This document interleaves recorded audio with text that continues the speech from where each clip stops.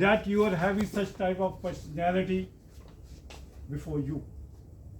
And in future, we will also try that good personalities related to the field should appear before you to give a lecture.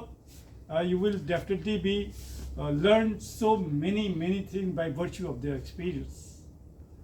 And in the next, another good personality will appear before all of you and will also deliver a very informative lecture related to the forensic science.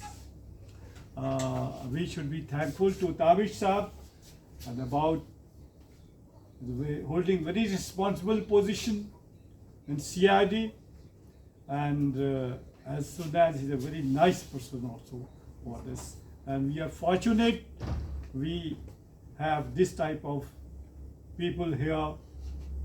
They are considering for the welfare of the students also. Thank you very much.